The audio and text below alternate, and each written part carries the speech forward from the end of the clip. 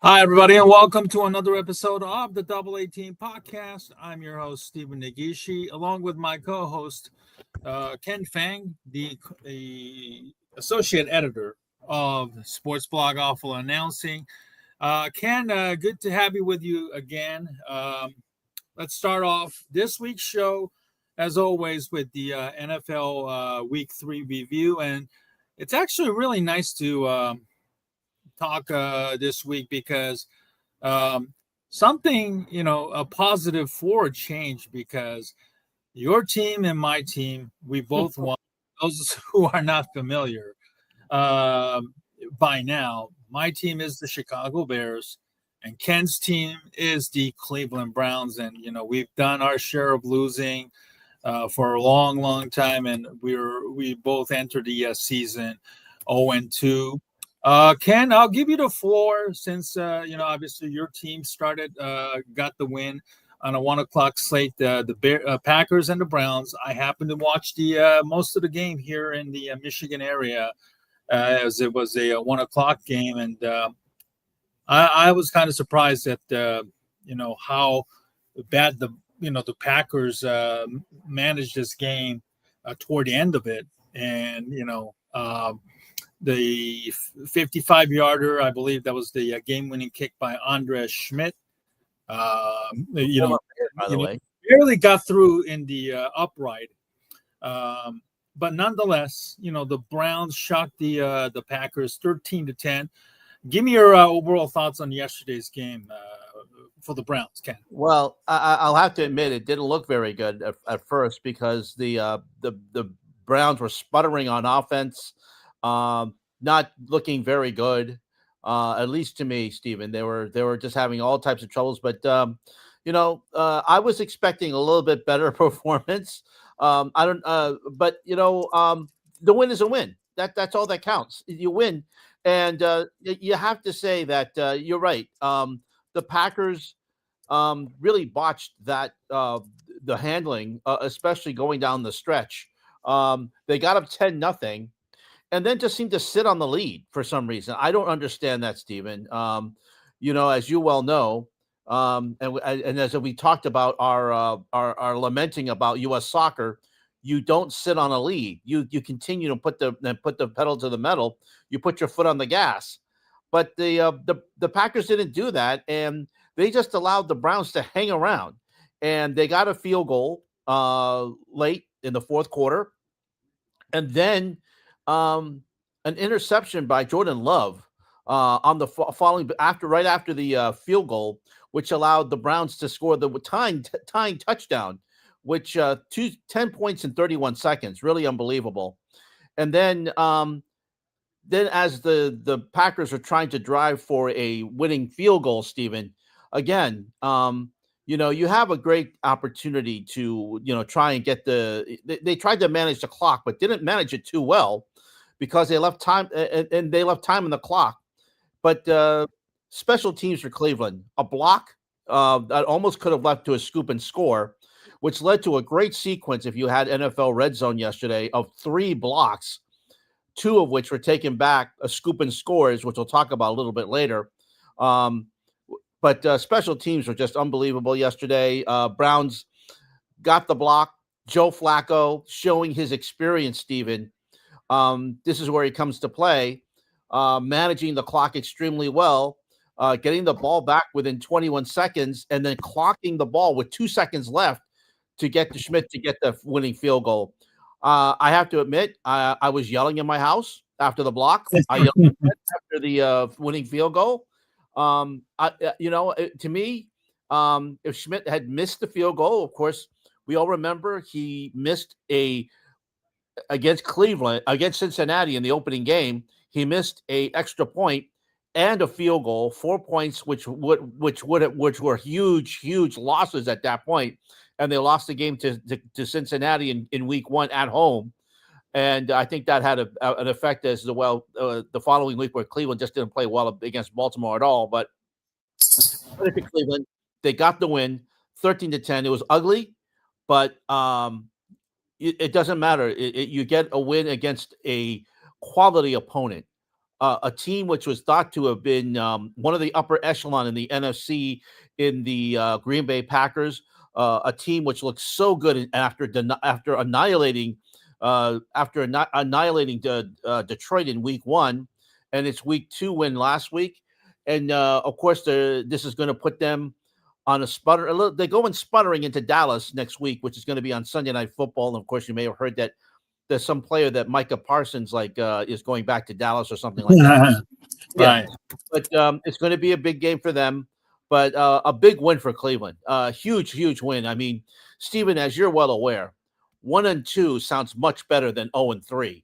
And as we've seen with the Houston Texans, who are sputtering also right now at 0-3, you don't come back from that. A 1-2 gives you hope.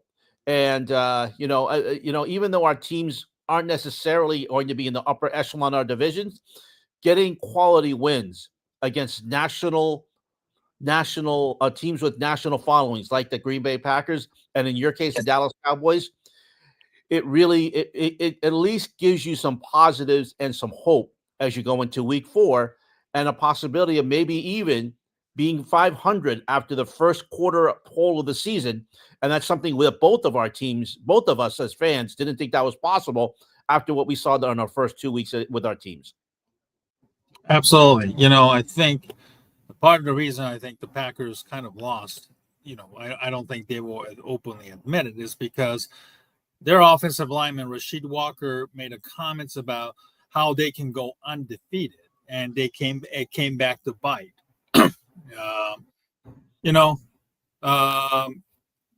Certainly I think, as you just mentioned, with Micah Parsons making his return to the Dallas to face the Cowboys next Sunday night on Sunday Night Football on NBC, I think they got caught looking far ahead, unfortunately.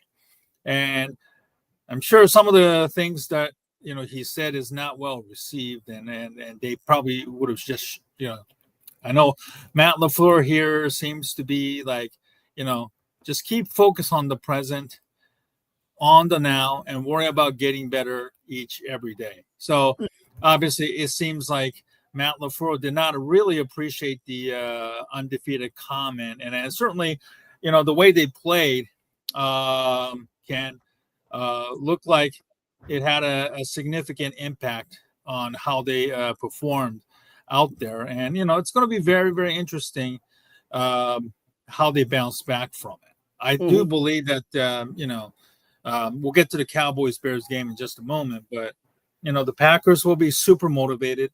I think they're going to refocus and re-energize after losing to Cleveland.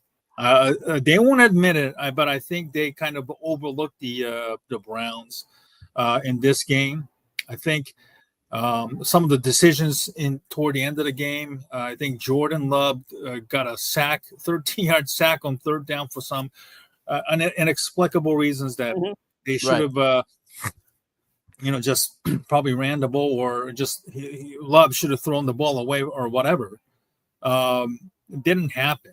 And I think that kind of tilted the favor towards Cleveland.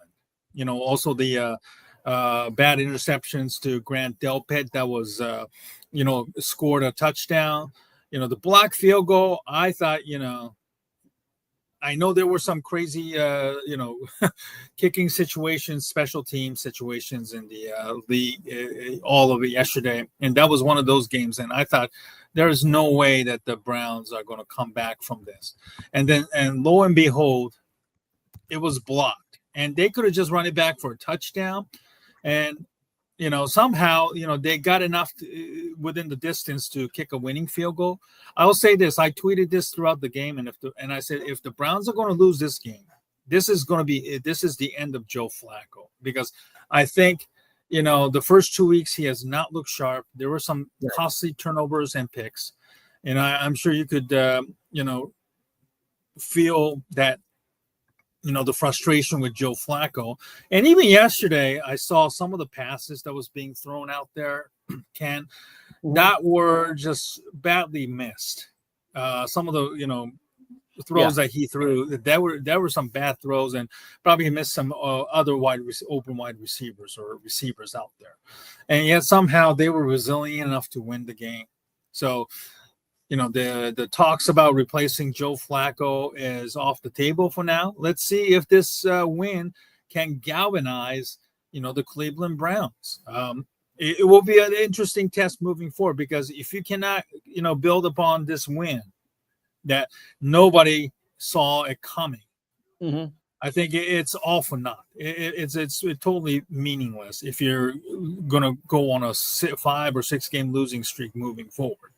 And, then that would be not only the end of Joe Flacco, but maybe, there might be talks about Stefanski's job security, as is GM Andrew Berry's job security as well. I know how fickle the frustrated Browns fans can be, and also the media in Cleveland out there as well. So, it's a great win. Let's see if the Browns can build upon from this victory. What do you think? Well, yeah, absolutely. I mean, like I said, you 1-2 sounds a whole lot better than 0-3, and gives you hope. Like I said, now there's a chance you could end the first quarter of the season at 500, and that's something, like I said, we didn't have a thought of before this week, Stephen. I mean, you were not happy. You were pessimistic about playing the Cowboys at home. I have to admit that playing the Green Bay Packers, after what I saw the last 2 weeks, I thought we were running into a buzzsaw. But the Browns, they have a number 1 defense for a reason. They held the Packers to 10 points. They also had a blocked field goal. They made Jordan Love look very confused out there. And if I'm the Dallas Cowboys, I have to look at what the Browns did to do that. I mean, they held pretty much an offense that had been a juggernaut for 2 weeks in check, Stephen. They had scored over 40 points on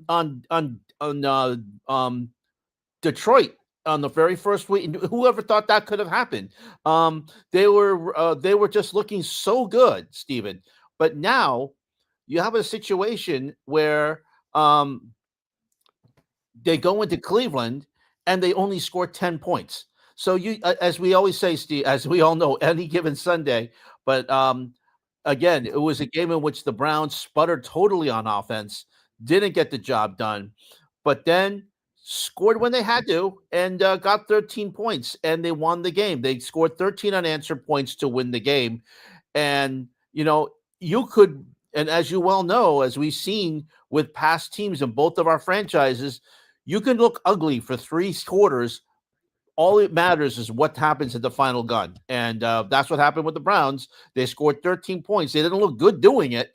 They had to withstand a lot, but this is a character building win. And, as you mentioned, you hope that they can build on this for next week.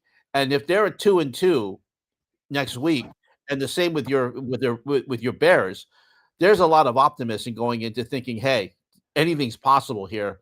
As we all and we have seen in the past, Stephen, how teams that were in the playoff the year before somehow get in the following year. We see it every year. So there's I'm not saying it's going to happen with our teams, but if you're 2-2 going into the quarter of the season and the second month, you've got there's a lot of hope. There's a lot of hope. Absolutely. Speaking of hope, my Bears had a 4:25 game, Fox, the game of the week on Fox Sports, Bears versus the Cowboys. And I was very nervous entering this game because a lot happened this past week. The Cubs were swept by the Reds. My favorite, soccer team, Eintracht Frankfurt of the Bundesliga in Germany, lost. I was actually in Cleveland over the weekend, attending a funeral service of a friend of mine, and I had to drive back late at night, unfortunately. And Yeah, it was a really rough weekend, and I really, really needed this victory. And thankfully, as you put it there, the Bears really beat up the Cowboys. And of course, this was a game that many knew, or at least circled on calendar. If you're a Matt Eberflus, his return to the Bears in Chicago now as the defensive coordinator of the Dallas Cowboys. And I got to tell you, it was just an amazing performance from start to finish. And it was just it was incredible. And this game was like a reaffirmation of what a difference Ben Johnson, who got his first victory as the head coach, is the difference he is making for Caleb Williams, while it was such a waste for under Matt Eberflus, even if it was only a season. More likely it was less than a season, because as you remember, Matt Eberflus was fired after the debacle against the Lions on Thanksgiving last November. So he didn't even finish the season. And right from the get-go, I think the game completely changed after the Bears went 3-and-out on their opening drive. The second drive of the Cowboys, they were running the left side. Javonte Williams had gained 22 yards. Tyreek Stevenson, the cornerback, who's like the only decent cornerback on the team right now with all the injuries, just snagged the ball out of his hands while it was still happening, and somehow kept the ball in his hands with both feet inbounds.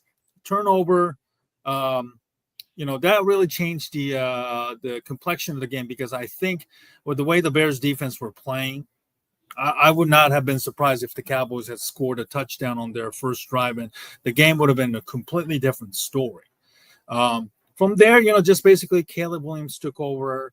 The second drive, basically third and 8, he hit Rome Odunze on the left side wide open, touchdown. And then the third play, as we saw, a flea flicker that was beautifully executed. It was incredible, right, because the running back DeAndre Swift just like nonchalantly tossed the ball back to Caleb Williams. It was like in midair. It was still in a slow motion, kind of like a free throw, and it got to Caleb Williams, and he was facing pressure, and it just basically launched the ball 62 yards up in the air to rookie wide receiver Luther Burden III for a touchdown. And that was all took place in the first quarter.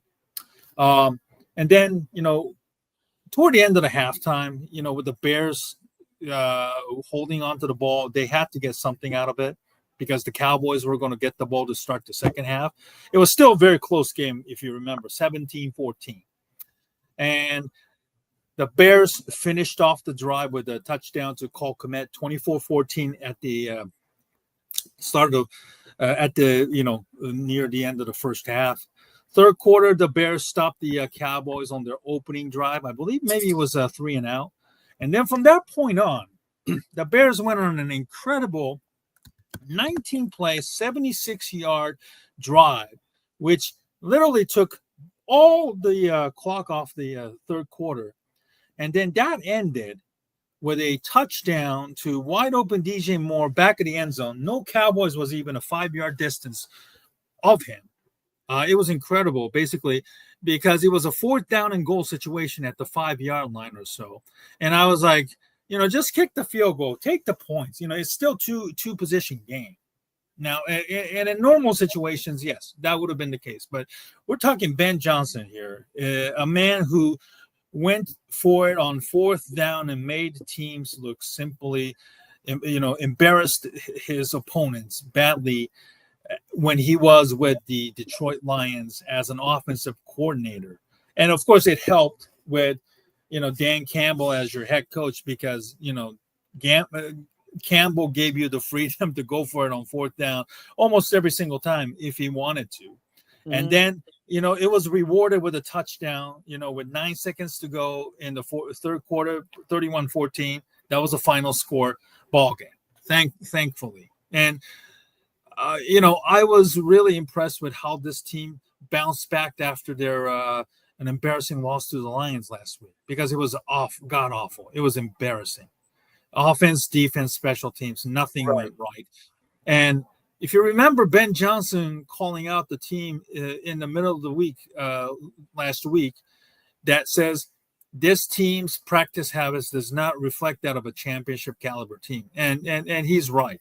And I think this was a well-warranted call, criticism that was geared towards everybody on the team: offense, defense, special teams. Nobody played well, and I do believe that, as a first-year head coach, he's basically reviewing and analyzing the entire team and deciding who's going to stick around, who's going to be weeded out because of their, again, practice habits, or just basically being a terrible teammate because of all the losing and just a terrible attitude and lack of efforts. And that all starts with practice. If you're not taking practice very seriously, or if you're not, practicing hard, it's going to show up in the games. And unfortunately, because the Bears have been such a bad organization with so many losings, if you're a player, somehow it becomes you used to it, And then last year, as you know, I criticized Matt Eberflus and his entire coaching staff for just how god awful they were. They fired offensive coordinator Shane Waldron midway through the season. The year before that, if you remember, two assistant coaches were let go, or at least forced into resignation because of inappropriate stuff that they were involved in. So the culture of accountability were non-existent under Matt Eberflus, and the players just accepted that. And with Ben Johnson, he is very stern and he's very serious. If Ben Johnson doesn't like your career, at least with the Bears, is pretty much over. So you really have to go out there and show how much you care and how much you care about winning. And it all starts with practice. I was kind of worried that how much of that is going to impact the Bears. I read that Bears defensive players all had a players-only meeting after that Lions game. Nobody else was involved in it. Good for them. The offensive line that has been a sore spot because of all the holdings and infraction penalties that shot themselves in the foot every single time through first two games. I didn't see much of that. They also didn't even give up a sack on Caleb Williams. Great job for them. Now, the most important thing is you got to go to Las Vegas this Sunday, and you have to beat the Raiders. You can't be too full of yourself and go to Vegas as if this is a vacation. No, this is a huge game. You have a chance to go 2-2, like you were saying, Ken. You have a really good chance of going to 500 after starting 0-2.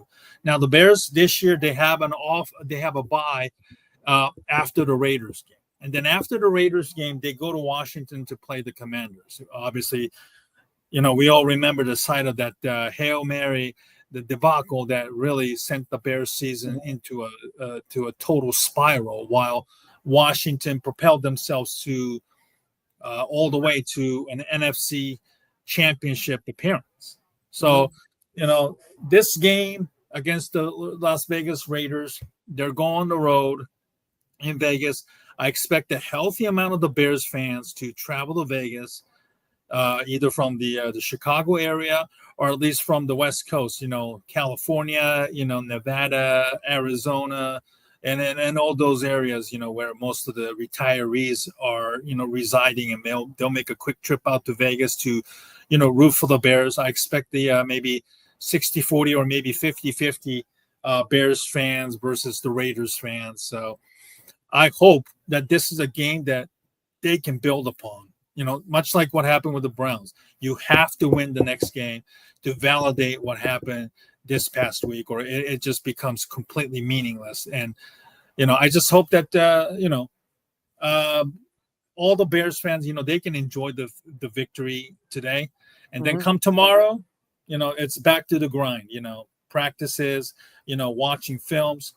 Some of the things I saw in the game yesterday that really kind of bothered me were terrible run defense and atrocious tackling. And I think that kind of goes both ways, because you can't stop the run, and if you can't tackle well, and that was all over the game yesterday, because it was a poor tackling. But tackling has kind of become like a lost art, not just in the NFL but also in college as well. Mm-hmm. So that is some of the areas that needs to be really cleaned up when you go up against the Raiders with Ashton Genty this week. You got to be careful wrapping him up and tackling him. You can't allow him to gain an extra couple of yards after you wrap them up. You just got to bring him down. Stop the Raiders. Beat the Raiders in their stadium, and I would feel a lot better about the Bears going 2-2 after an 0-2 start. So let's look up at the other games around the league, Ken. I'm going to throw out some games here. The other game I caught on this week that was on CBS. By the way, great job by the CBS to go do a retro this week. Yep. Bringing back Brent Musburger, and then also the old late 70s game screens and graphics and everything. It was awesome. By the way. Yep. The celebrating 50th anniversary of the NFL Today, which premiered 50 years ago yesterday. Interestingly enough, Brent Musburger and Irv Cross and Phyllis George, they were the original cast. Jimmy the Greek came in a year later. But what's interesting about that, Stephen, is that I know CBS is celebrating the modern NFL pregame show, but the year before they had something called Pro Football Today with Jack Whitaker and Lee Leonard, and they did something similar. So I don't know why CBS doesn't want to celebrate that, because that was actually the original live NFL pregame show. They just decided to do it with the talk about it with the NFL Today. But Lee Leonard and Jack Whitaker were the original host in 1974. Then they changed it to the NFL Today, which was the original title of the NFL pregame show, which used to be taped every week.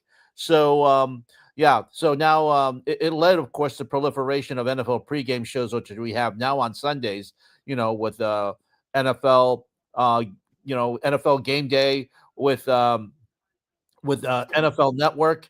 You also have all the others. But anyway, great to see that. Let's talk about the NFL week. We'll talk a little bit later about the absolutely.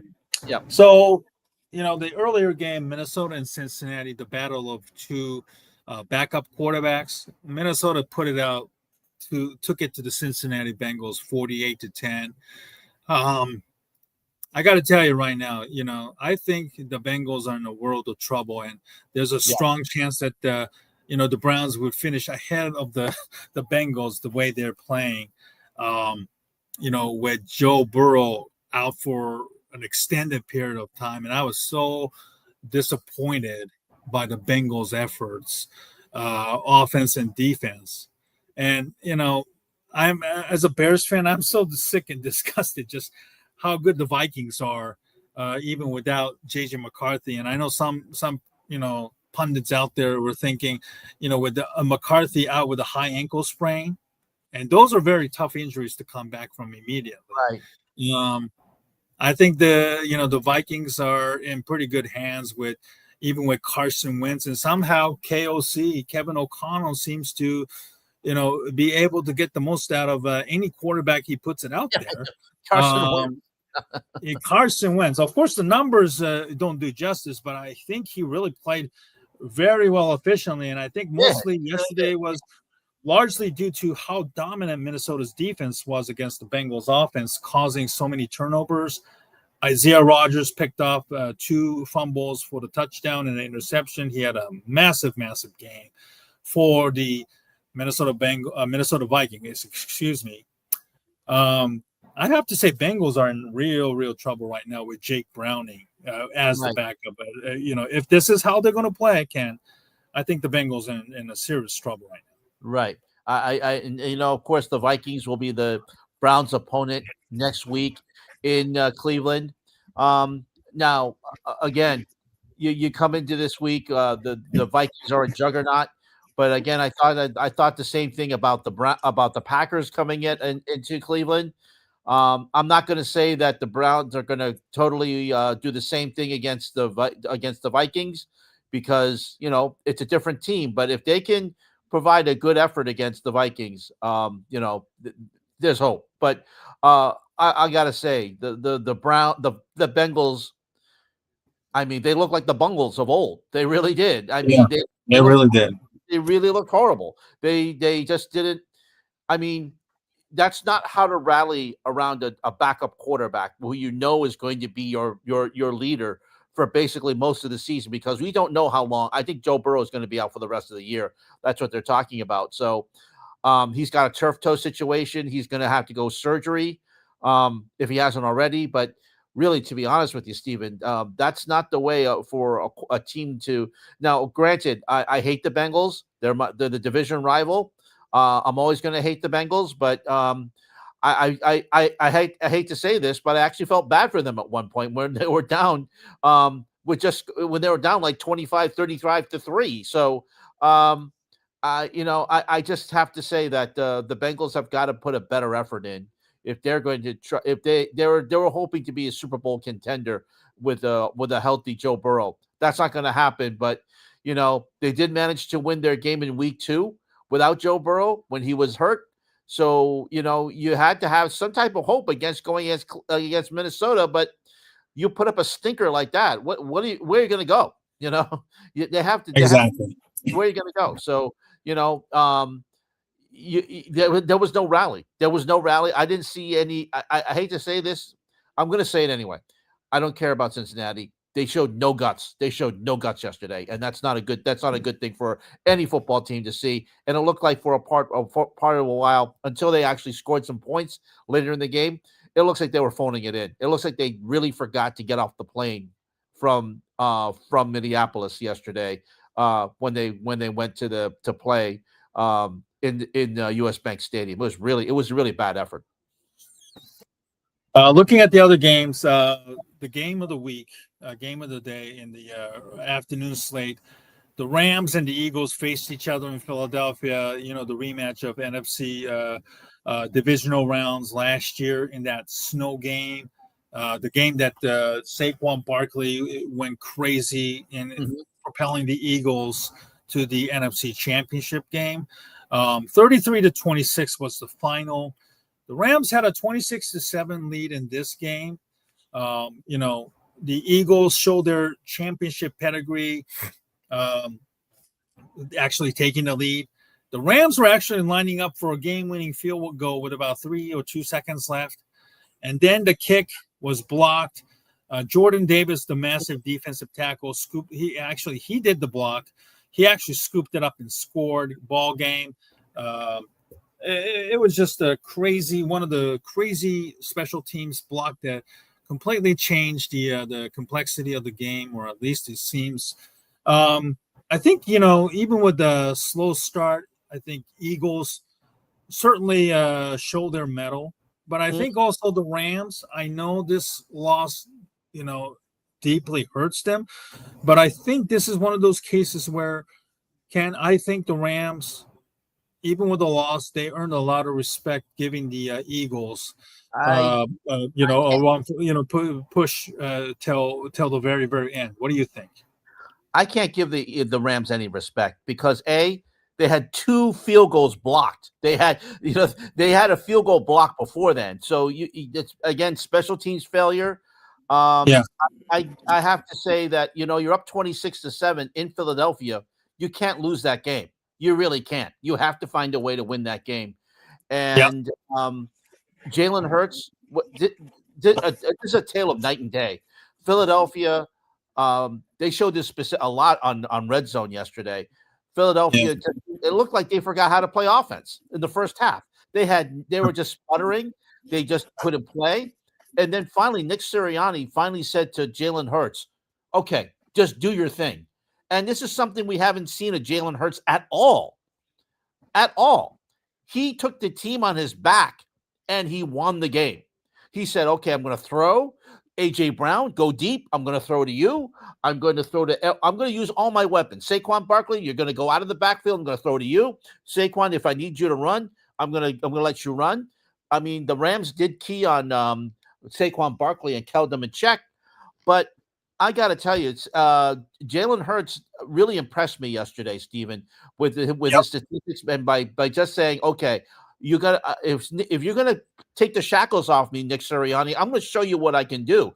And this is the type of thing that we had seen in him in Alabama before he got benched in the national championship game. We finally got to see Jalen Hurts, and it was finally about time, Stephen. I just was very impressed.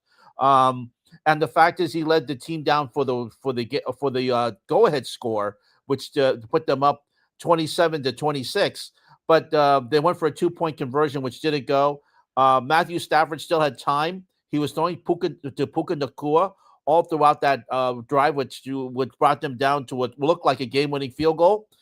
But then you know that you had a blocked field goal. You know where it's coming from. You know it's going to come from the middle. And as you mentioned, Davis did it again. He blocked the field goal and did the scoop and score. I can't. I mean, I know what you're saying about the Rams. That it's a moral victory, but it's not a moral victory. You have a chance to defeat the Super Bowl champions at home and get a statement. You lost the game. You go back with your tail between your legs. It's a long flight home to Los Angeles, and I know the Rams thought they should have won that game, and they should have won. They absolutely. I have no respect for them losing that game. This is a game which could set a team back. You're 2-0. You're coming in. You want to prove it, make a statement, say, "Hey, we should have won that NFC divisional playoff game against Philadelphia. We had a chance to do it. We had they contend that there was a pass interference on the last play in the game last year. There was no interference. Shut up." But the Rams they had a chance to win that game, and they blew it. And they had a chance to win the game late, and with a winning field goal. They knew where the rush was going to come from in the middle, and they still got the field goal blocked, despite what happened in the field goal before then. No respect for the Rams. They should have won that game, and they go back 2-1. And it's a bad loss, Stephen, because in the playoffs, you just don't know. And home field advantage could be decided on that game, and the Rams could only have themselves to blame. Yeah, I'll say this about Jalen Hurts before we move to another game. His numbers might not be sexy, or maybe they may not put up gaudy numbers week in and week out, but he is a winner. And we saw, of course, won the Super Bowl in February, beating the Rams. So that's kind of like off his schneid.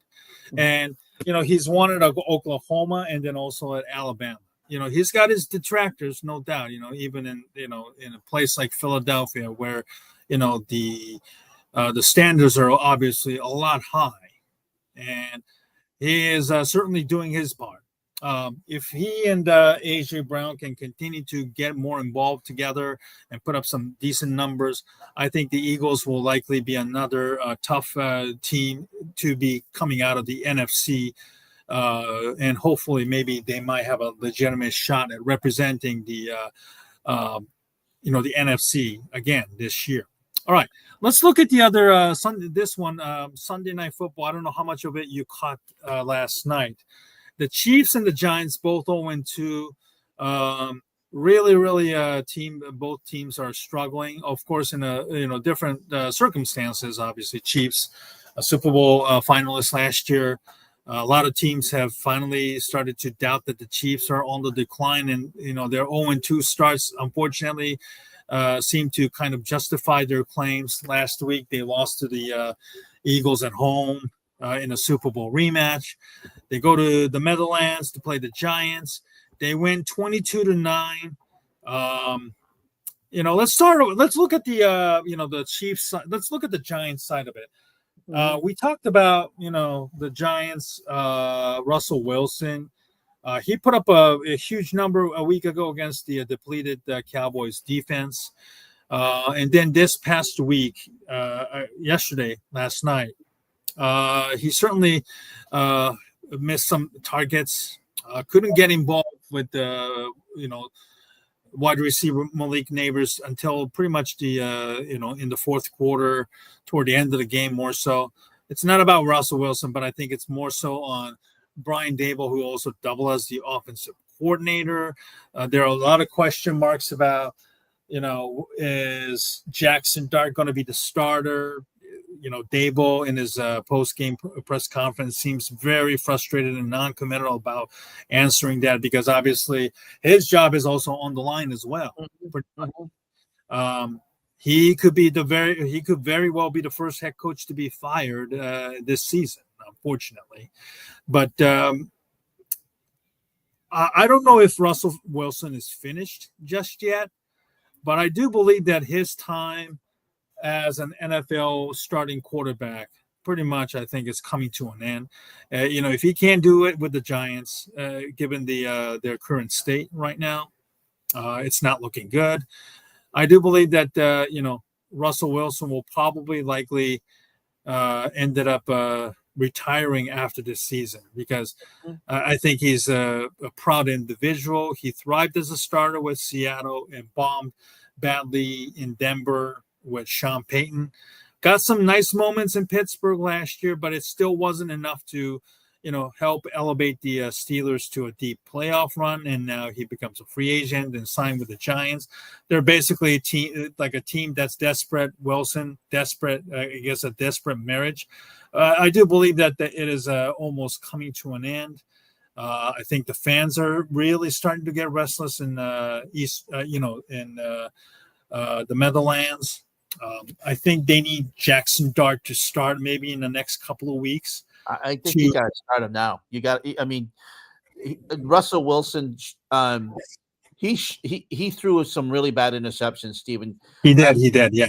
He doesn't have the arm anymore. It's like he's shot putting. He's trying to shot put passes, deep passes. He did that against Dallas. He did play well against Dallas. We have to give him that. He played well against Dallas and had a chance to win. But he threw a couple of bad interceptions late in the game, and he threw couple of bad interceptions against Kansas City last night. I just think that it's time for Jackson Dart. I hate to say it, but I do think Russell Wilson, I think his time has come. And if you're Brian Dable and you want to save your job, you've got to do something. I mean, you just can't sit there and hope Russell Wilson figures it out, because you don't have much time, and you're right now at 0-3. You don't look very good, and this is a proud franchise, Steven. Under Eli Manning, and you see Eli Manning every week. He was actually, I think he was at the Giants game yesterday. He was throwing. I don't know if you saw it, but he was having a game in which he's throwing touchdown passes in the end zone against the fan. But I gotta say, this is a franchise that has won 2 Super Bowls in the last decade, defeating the Patriots both times. A proud franchise, but you can't be a laughing stock in the National Football League like that. And that's what the Giants are right now. They and the Jets are a laughing stock, and you can't have they're both 0-6 right now. Yeah, and they're just terrible. And I don't think there's any hope amongst their fans right now. And like I said, our teams are 1-2, and that's a whole lot better than being 0-3, Steven. And we have hope right now. The Giants and the Jets, you're 0-3. You can come back. We've seen teams come back. We talked about this last week. Teams have come back from 0-2 and gotten in the playoffs. You don't do that when you're 0-3. You just don't. And on the flip side, the Chiefs got a victory. They're off the schneid, but they struggled to score yesterday. They even missed a field goal in the second quarter, I believe. Yeah, it was. The Chiefs' offense still look like they're not explosive enough right now, even with Patrick Mahomes, at quarterback. I just don't know if yesterday's game was enough to. I don't think yesterday's game, I should say, is enough to change people's mind about the Chiefs as of right now. And the next week they face Baltimore at home. The Ravens, who play the Lions in about maybe 20 minutes or so on Monday Night Football tonight. The next week's game will be a huge test for the Chiefs. Yeah, right. because I don't think this game changed anybody's mind about whether the Chiefs are championship caliber or not. Because I don't think they are at this moment, and I think there is a lot of work that needs to be done about the Chiefs. The perception about the Chiefs and their decline right now. I think defensively, I think they're still a little bit off. It seems like I think yesterday, when you face a team like the Giants, any defense will look good. With the exception of last week with the Cowboys, where they gave up 37 points and over 500 yards. But with Steve Spagnuolo, being the defensive coordinator, at least this was one of those games where they can feel good about themselves. But it's far from over from the Chiefs and their how they're playing. I think next week's game will be a huge test. And if they go 1-3, God forbid, I think you could definitely have many people write off the Chiefs. Not just as the AFC representatives, but they'll have a hard time winning in the AFC West, in my opinion. Right. They did look boring last night. They didn't look very good. I mean, this is a team that you're supposed to beat the Giants, no matter what. Sure, you're not going to kill them 25. You're not going to kill them like 75-3, like we've seen with a FCS team against an FBS team in the football. But I expect a little bit better effort from what I saw last night. There were drop passes. There were sloppy plays. There were penalties. And of course, you saw Travis Kelce yelling with his coach, Andy Reid, on the sideline. Andy Reid, yeah. And Andy Reid kind of like said, "Oh, that's no big deal." I think it is a big deal because if you're yelling at your well, I mean, we've seen this before. When both of them were yelling. I believe that was a Super Bowl a couple of years ago. Yeah, I mean, we've seen it before, but still, Steven, I mean, you got to be on the same page, and I don't know what Kelce was doing. I know that Andy Reid said, "Look, it's a heat of the battle." I'd rather have that. He's going to say that no matter what. We know that, but when you're winning, nobody cares because you see, oh yeah, it's just one thing. But if you're 1-3 and you have a losing season and you see more of that, then there's when there's smoke, there's fire. But this is a team that still has to find itself. I like to think that they're kind of like you two. I still haven't found what I'm looking for. I think that's basically what they are right now. So Kansas City still has to find itself, and they have to find their identity. Right now, we know a little bit more about. It's still early. I don't think we've established a team's identity yet. But right now, I have to say that Philadelphia coming out of looking quite good. The Bucs are coming 3-0, but again, interesting point by Andrew Perloff, the co-host of Nagy and Perloff on Xfinity Sports Radio. He said, "Look, they are coming in. Their next three opponents are going to be coming in at a combined 8-1."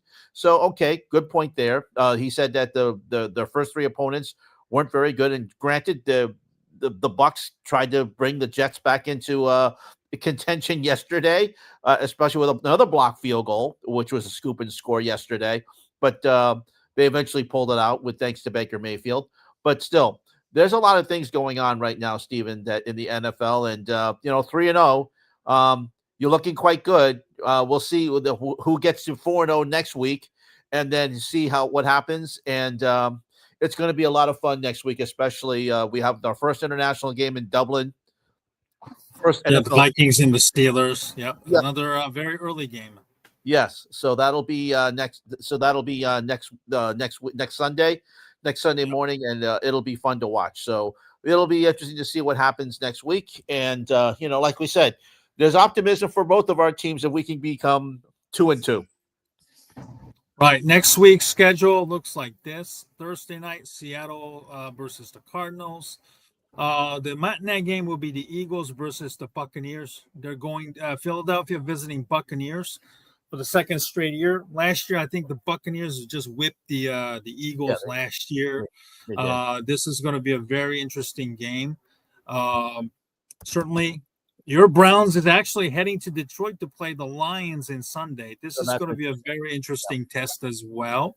It's a short drive, so literally just go up I-75, and it would be a short drive. I expect a healthy amount of Browns fans traveling to Detroit. This is going to be a very interesting game. You have Titans and the Texans. 2 0-3 teams in the AFC South right now, looking very, very sloppy right now. The Titans look absolutely disgusting yesterday against the Colts. Lost 41-20. The Giants, another 0-3 team, they welcome the Los Angeles Chargers at home. Let's see. The Bears go to Vegas to play the Raiders, 425. Ravens, Chiefs, another CBS matinee game, 425. The Colts are surprising 3-0 team. They head to Los Angeles to play the Rams.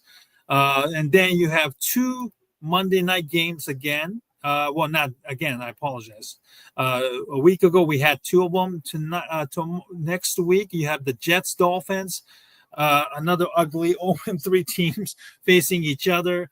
And then the Bengals and the Broncos, 2 1-2 teams coming off a very tough loss, certainly licking their wounds. And, very interesting to see how, both teams coming off a terrible loss bounces back on Monday Night Football.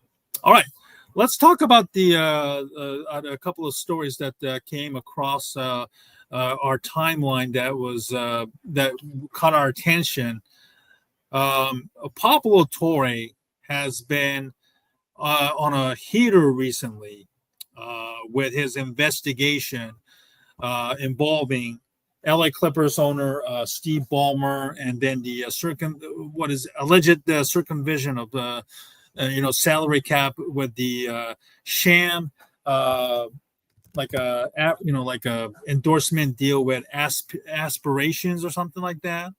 And what is said to be is that Ballmer has invested money into the aspiration, and then that money is being given to Leonard for a so-called no-show partnership where, which obviously that money, instead of a kind of a what do you call it, the investment from Steve Ballmer, went straight through the pockets of star forward Kawhi Leonard, who left Toronto to sign with the Clippers. Pablo Torre has been really been on a heater, like I said, and the job that he has been doing with Pablo Torre finds out YouTube channel, which is part of the what is it, Miramark? Is it the Miramark Network with Dan Le Batard? Well, he was originally on there, but he has signed a contract now with The Athletic, so he's on the New York Times podcast network. He feels being independent is going to be better for him. He was originally on DraftKings Network, Stephen, for about a year or so, but he's found that he just found that he couldn't be really truly independent because of the gambling aspect with the DraftKings. So he wanted to be independent. Of course, don't forget earlier this year, his work with his reporting on Bill Belichick and his girlfriend, her influence in North Carolina. So as you mentioned, he has just been absolutely fantastic on his reporting, and now he's focusing, as you mentioned, on Steve Ballmer and the Los Angeles Clippers, and what Ballmer knew and what he didn't know in regards to the contract there. So. And Ballmer has been, of course, he said that Ballmer's not looking good in this. So he's continuing to unearth more information about what he knew and what he didn't know, and about the whole situation, as you mentioned there, with the endorsements there, and also with the contracts and trying to circumvent the salary cap. So. Of course, Ballmer has been playing defense all along, because Pablo Torre seemingly has something new every week. So, as you mentioned, Torre has been doing a great job with his journalism, and at first, Pablo Torre finds out was a quirky little show, because they would be finding out these little things about certain subjects, but now, like for instance, one of my favorite shows that he did was who had the original tape of Super Bowl one, which has still under lock and key in the NFL vaults. Actually, it's over at the Museum of Television and Radio, and I have a plan to go see that eventually. But it's over there. He had a quirky show on that. I listened. At first, it was a quirky show, but now he's expanded into whole journalism and investigations, and hopefully he'll continue to do that with the independence that he has over at with the New York Times podcast network. Absolutely. I think in this time, and in this day and age, I really think the people like Pablo's work deserves a lot of credit and accolades. You're not really circumventing, or I don't want to use this term, like bowing down to powerful people, especially in a time like this where, the world we live in politically right now. And Pablo, I don't want to say he's risking it all, whether it's his career or is his own lives. Like in some other countries, like where, journalist is frequently targeted, and then, and unfortunately being killed at an alarming rate. But the work that Pablo is doing deserves a lot of support. And I know Dallas Mavericks co-owner Mark Cuban has been attacking Torre for whatever reasons, and even Cuban went on to his podcast to try and air out some stuff, which I think deserves a lot of accolades. But and even after that, Cuban has kind of been attacking Torre online consistently, and it's kind of interesting.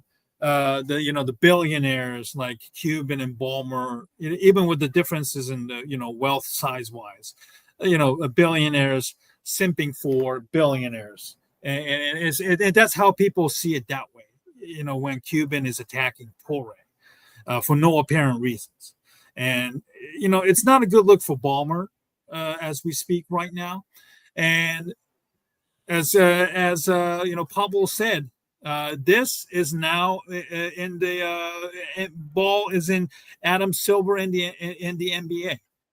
I know NBA was kind of like Silver kind of backtracked about the comments about his acknowledgement or knowledge of aspiration, and then the NBA is investigating. And I got to tell you right now, this is going to make or break the NBA, or more importantly, Adam Silver's, I think, reputation and career is on the line, in my opinion, because, with this amount of information that is being released, how is it that Adam Silver would not know about it? And even if they are doing investigation, what kind of, how serious are they investigating versus what Pablo Torre is doing? Because it's going to be a significant night and day, and Pablo Torre is going to continue to release that information that will be incredibly damaging to Steve Ballmer and Kawhi Leonard. And if that's the case, the NBA as a league cannot look back on this incident, in my opinion, Ken. Well, I wouldn't say it's going to bring down the NBA, Steven. There's a lot that the NBA is getting a lot of money from NBC and Disney and Amazon, so it's still going to be around. I don't think it's going to bring it down, but I think Adam Silver is going to have to take a look at perhaps maybe suspending Steve Ballmer if this continues, or force him to sell the team. It's kind of interesting because Ballmer came in to buy the Clippers after what happened with Donald Sterling, ironically. Yeah. And there's another irony there, yeah. Forced him to sell. So I think we're gonna have to watch this. If we continue to see what's going on with aspiration and Kawhi Leonard, and if Pablo Torre continues to find more damning evidence, I have a feeling that Adam Silver is going to try and force a sale, which he can do, and have the board of governors come in and say, "Hey, look, Steve Ballmer, we know what you've done.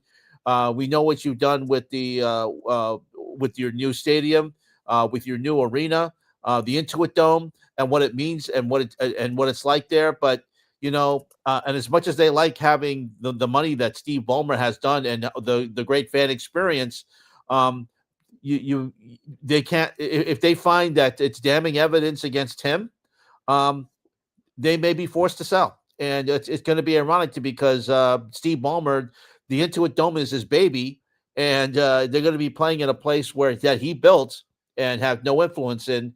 And who knows? Maybe they'll be forced to. Maybe Ballmer was going to be so bitter that he doesn't want them to play there anymore. So we'll see what happens. What's interesting under Ballmer is that the Clippers have gotten their own identity. He's trying to be very innovative with some of the sports rights and the team. I think they're eventually going to try and break off from the FanDuel Sports, which they have a contract with. I think he wants to have his own network. We'll see what happens there, but we'll continue. If Pablo Torre continues to find out more information, maybe perhaps down the road, we'll see if Adam Silver forces him to sell, which would be very ironic, is considering what happened with Donald Sterling about 10 years ago. All right. Now let's get to our final segment, our final word segment, as we go on over the hour. I'm going to get the story about Tom Brady, who's been in the news a lot recently about last week's game between the Raiders and the Seahawks. He was in the booth and his role in as an owner / broadcaster and the axes and all of that stuff. But I'm talking about a little bit different here. But it's about Tom Brady. There was a story recently about Tom Brady not leaving. But not retire, kind of like maybe semi-retire-ish of things. He has decided to go to Saudi Arabia and start an exhibition game here in 2026. This is more like, I think, not the real football game, but this is probably more of a like a flag football type-ish. Right. And as I said earlier, Tom Brady is certainly, getting around a little bit about, his involvement with the Raiders and how much of an information he is being able to access as a Fox Sports' #1 broadcaster, as he prepped himself weekly, visiting opponents' facilities and talking to players and coaches. So in this case, Brady did the Bears game this week, and then next week the Raiders are actually playing the Bears, and of course Tom Brady is the part owner, and he's not just a owner and title. He's heavily involved in everything he does, and scouting, production meetings, perhaps, and even the play calling, as we witnessed last Monday when the Raiders and those Seahawks played on the West Coast matinee there. And Kate Nolan has really spoken out about this. Sports or entertainer figures like, say here, Brady or Cristiano Ronaldo getting into business with Saudi for the purpose of making money and not let them off the hook simply because it's make financial sense. We've talked about this, Ken, in the past about sports whitewashing, and Saudi Arabia has been in the forefront, or maybe they're the only country who has been actively doing this, basically because of their they're flexing their muscles using oil money. We've talked about it with Crown Jewel, WWE's pay-per-view events out there. Terrence Crawford versus Canelo Alvarez. This fight was not in Saudi Arabia, but it was produced by Saudi Arabia Sports and Entertainment Authorities. Turki Alakash, the head of the Saudi Arabia Sports and Entertainment Authority, is the flexing his muscle in the the boxing world now. And then you have Tom Brady, flexing the muscles and all of this. And I can understand the frustration, and then these people, actively participating in the whitewashing of Saudi Arabia's human rights violation. Ken, I want to know what your thoughts on this and the Tom Brady of all people getting himself now involved in this. Well, you got to be careful about where you're getting your money from, and of course, we all know what Saudi Arabia did to the journalist Khashoggi, assassinating him. Jamal Basically, Khashoggi, yes, formerly of Washington Post. Yes. yeah, and Donald and the president basically ignoring it, and basically, we've seen what Saudi Arabia has been doing with the Live Golf and the PIF. Um, I'm very wary of what this relationship is continuing. Of course, FIFA is going to give Saudi Arabia a World Cup down the line, which is also very which is going to be very fun to watch either. So I'm very wary about what Saudi Arabia is trying to do. I did mention about also too earlier in another edition of this podcast that what they're trying, as you mentioned, what they're doing with WWE. They're going to have WrestleMania there in 2027. They're going to have the Royal Rumble in 2026. They're giving a lot of money to the WWE, and the fans be damned, unfortunately, because they're not going to go to Saudi Arabia. So it really is unfortunate what we're seeing with the sports washing and what the Saudi Arabia is trying to do. They're trying to have more influence. I wouldn't be surprised down the line if we see some Saudi Arabian money in one of the 4 major sports leagues. I wouldn't be surprised if PIF tries to get influence either in the NBA or the National Football League somewhere down the line, because their money is just for them is just buying a team or something like that too. Yeah, I don't think they're going to buy a team, but they're going to put some money in there, and it's going to be very or have some influence in trying to get games in Saudi Arabia somewhere down the line. But it's not a good look, especially with Saudi Arabia and leagues who want to give their money. I know that the world the tennis associations, both the ATP and the WTA, have events there as well, because and I know that the women's tennis association, the players are a little bit wary going over there because of the human rights violations and how they treat women so poorly. So I'm not very happy about this whole situation. We'll see what their influence is down the line, and we'll see how it goes. Mm-hmm. Yeah, it's a disturbing trend we're seeing right now, and it's not just limited to the politicians. They are now coddling athletes and entertainers, as being mentioned here, and rather than just taking it money and then just accepting for what it is, it's important for we see through these people and for who they are, and they reveal themselves a lot. There's no question about it. And and if you choose to sell yourself out, to countries like even south, like Saudi Arabia, or even China, or even Russia, well, good for you. I hope it's worth tarnishing your own reputation, personally and professionally, for hundreds of millions of dollars. And I'm sure that hundreds of millions of dollars is more than enough to, help you live off, even if you tarnish your own self and maybe ended up losing endorsement deals or considerable amount of work. Maybe they see it that way, and they're okay with it. Their morality be damned.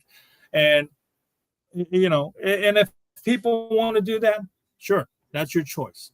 But there will be people like Kate Nolan, even ourselves. We're going to call them out as we see them, and then you can't be complaining about repercussion, knowing who you doing business with, willingly or even unwillingly. If you're doing it willingly, then that's even a worse type of person that I can think of, whether you're a man, woman, young or old. So, there will be more incidents like this, and it's time. Maybe there are times where people have to deal with the uncomfortable truth down the road. With the people that we used to love. Even whether you're a current or former athlete or a current star Right. in Hollywood or singer or whatever the hell you're doing with business wise with these people. All right, Ken, you got any final words for yourself? Yeah, just quickly. Last night, learned of the weekend of the passing of Bruce Allen. He's the creator of Boston Sports Media Watch. It was a site that I patterned my site, the old Fangs Bites after. He would call out poor behavior by sports columnists like Dan Shaughnessy, Ron Borges. He would call out a lot of things. He had a regular site, Boston Sports Media Watch, which provided links, his columns, and a lot of his thoughts on the sports media and what they did. He kept receipts about all, and he would keep track of what John Shaughnessy we used to write, some of the ridiculous things he would say, and making his cottage industry about the curse of the Bambino, which was absolutely ridiculous. But let me just say this: Bruce also gave me a chance to gave me a wider audience. He gave me a microsite on his site, BSMW, and very, very nice.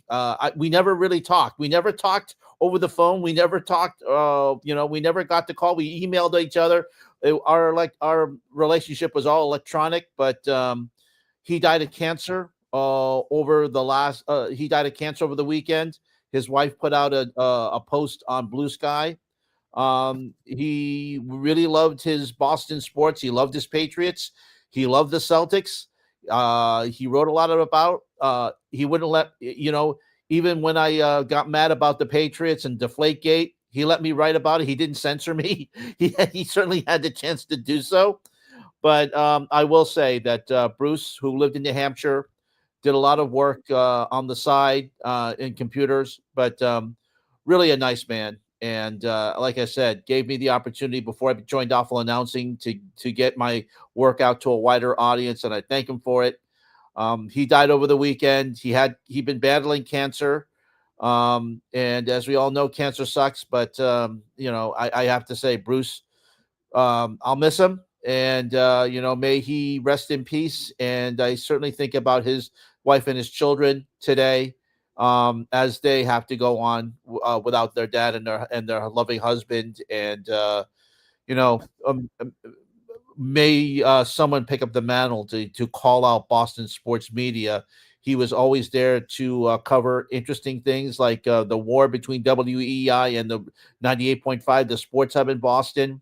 And without him, I really think the sports media got a little bit better over there. Not by much, because Dan Shaughnessy is still writing stupid stuff.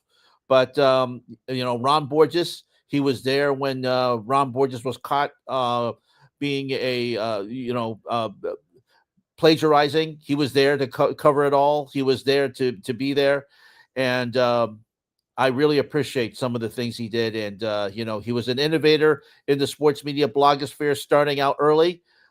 He also called out Bill Simmons when Bill Simmons was starting out early as well. So I appreciate him and all the stuff that he did, and may he rest in peace. Well, on that note, we'll put an end to our another fine show. Thank you very much for 178 people who joined us tonight. Really great show, covering a wide range of topics, mostly about football and everything. And Ken giving his tribute to the man that gave him his a wide his work to a wide range of audience there. Well, Ken, thank you very much for joining me once again. I know this was special night. Thank you for joining me instead of last night. I'm just glad that the Bears finally won yesterday, and thankfully we don't have to, worry about the deal with the sadness that normally is associated with the Bears and the Browns. Hopefully we'll do this again next Sunday. My Bears are playing in an afternoon game 4:25-ish.